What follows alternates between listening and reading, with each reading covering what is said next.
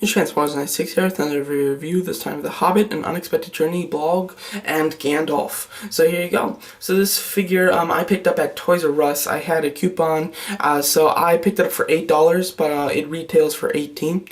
And yeah, so let's go, let's just quickly into the packaging.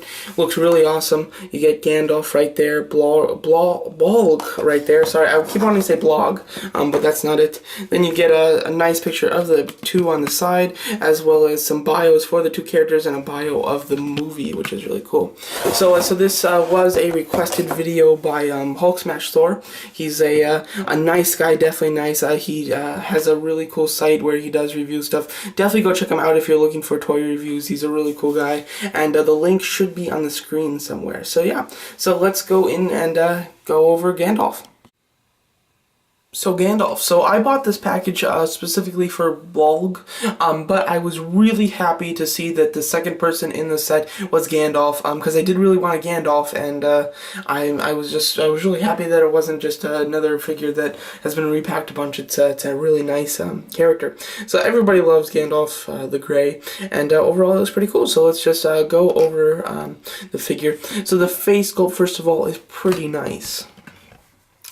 There you go, let's focus. So overall, it does look pretty cool. It does, it does resemble him. I mean, it's a 3 3/4 inch figure. They did pretty well for what they had, and the hair and everything is sculpted really nicely. I do really like that, and it does kind of feel like it's got some good paint in it. It looks like it was white with some black highlights throughout it. Then on his face, this is like a battle damage version.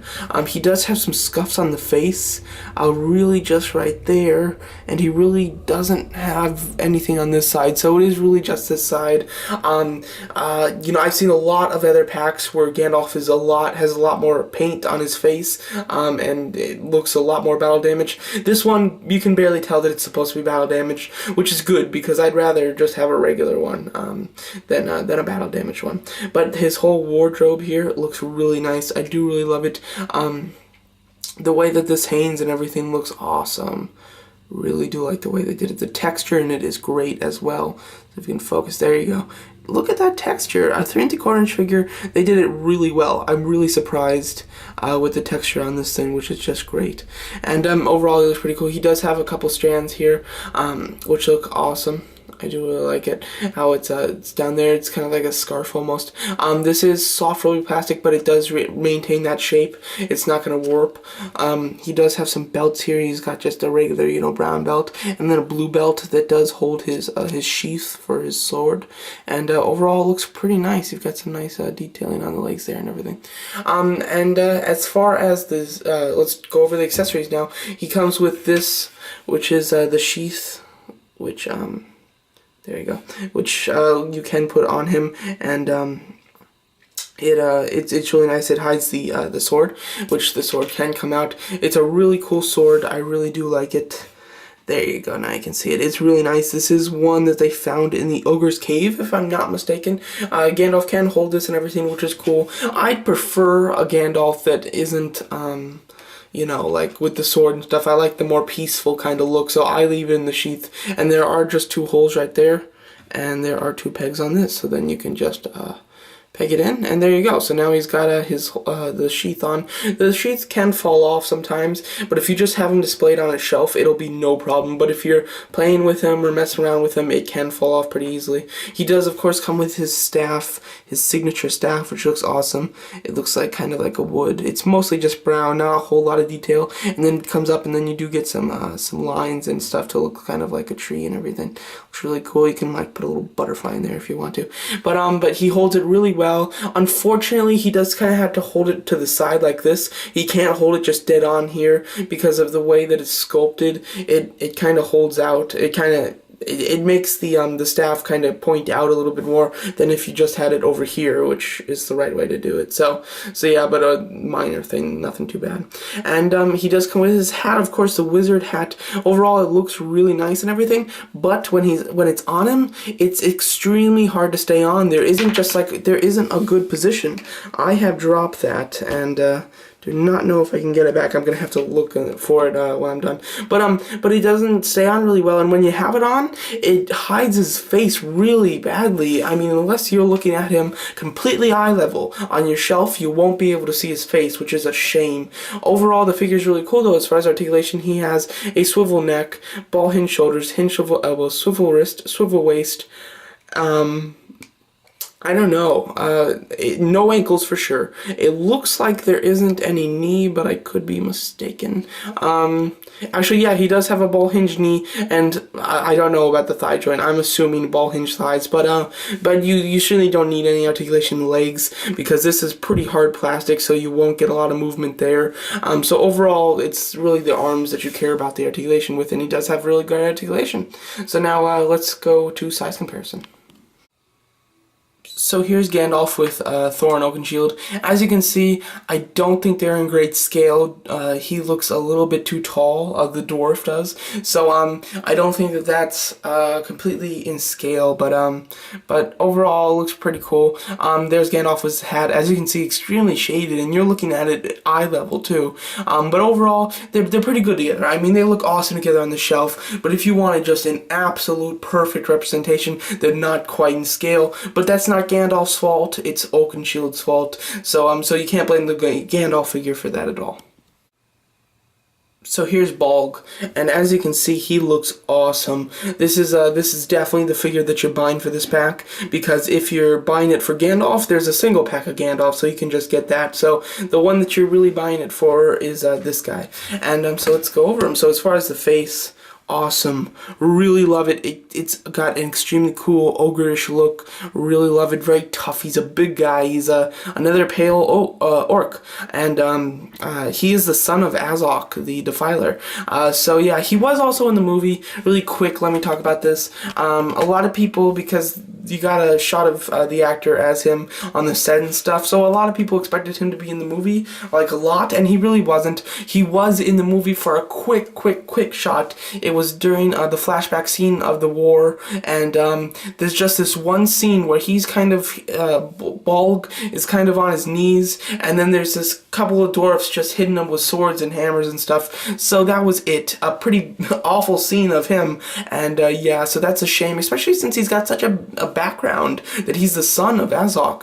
So I would expect to see him in the next trilogy, or in the next movie, sorry, because I mean, even though he was getting beat up, it doesn't necessarily mean that he died, so I'm sure that he will be in this trilogy more, but for the first movie, not too much.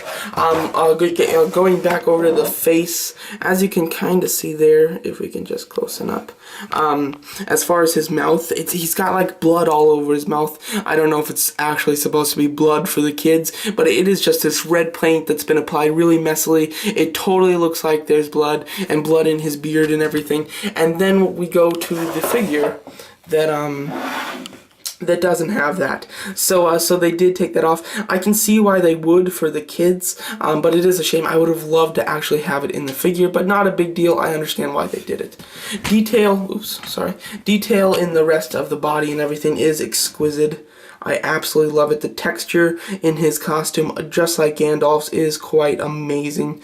Lovely detail here. The muscles are all sculpted really nice, and they've got a little black wash in between all the little lines to really bring out the muscles. Looks awesome. Love the boots and the bones that have been kind of stitched on there so that to give him some support and some armor. Really cool. This is one amazingly detailed figure. I love the spine on the back of, I don't know what kind of spine, somebody's killed or something. Looks awesome, really tough. The the elbow pads are really tough and everything. And then the shoulder pads over here look awesome. Really love the way that they're looked and they're designed. They've got a really neat look. And overall, this is a really cool figure. Sculpting wise, it is absolutely brilliant. And as far as accessories, he does have this, I'm not quite sure what you'd call this, some kind of a mace or something. It's pretty awesome, pretty tough here. You got tons of spikes and everything. Really cool. He also does have this sword, which looks nice. If I'm not mistaken, Well, I don't know. I'm not sure about that. But on the pictures that we've seen, he holds this like mace. He doesn't hold these swords, but I do really love the swords. I think that the sculpting on them is really unique, and I love the way that they're shaped. And he does come with another sword. It is much smaller, unfortunately, and it's a completely different design. And this one doesn't fit in his hands very well at all. It kind of, you can get it in there, but it'll just kind of pop out or anything. It doesn't really have any friction. It doesn't stay in very well at all, unfortunately. So because of that, I did give him the mace instead of having him hold the other thing. As far as articulation is pretty good. He's got ball hinge shoulders, which are extremely hindered by these pads. So they can go up that far at max, unfortunately. And even swiveling, they're extremely hindered. So the shoulders are extremely hindered with articulation. The head is a swivel, but it is also extremely hindered. Then he's got hinge swivel elbows, swivel wrist, a swivel waist, but it's extremely hindered, a ball hinge thighs, which are a little hindered but not too bad, hinge swivel knees, and no ankles. So overall, great standard articulation for these Hobbit figures, but a lot of his joints are hindered. I'm totally okay with that. I'd rather have just this awesome, sick design rather than, a design that's a lot less bulky and a lot less pieces on him so that he has better articulation. So I'm much happier with this style, and I think it looks a lot better. So let's compare him with another orc. Here he is with like Thimble or something, I can't remember, the hunter. Overall, he is big, because this guy's riding the wolf, and he is towering over, or very close to, the actual person. He looks awesome. I love the way that he's so big, and it's extremely hard to tell from the movie because he's in it for such a small piece, but it does seem to be in fantastic scale, so no problem with the scale that I can see. So there you go, so that's my very review of The Hobbit, An Unexpected Journey, Bolg, and Gandalf 2-pack. Like I said, this video was requested by Hulk Smash Thor. Definitely go check out his channel if you want to see some cool toy reviews. But there you go, so it's a really great pack. I'm really happy with it. The Bolg figure is awesome, and Gandalf is such a cool character, and the figure really does represent him in a great way. Really, you can, this is a fantastic pack, 2 fantastic figures, and highly recommend it. For any fan of orcs or even Gandalf.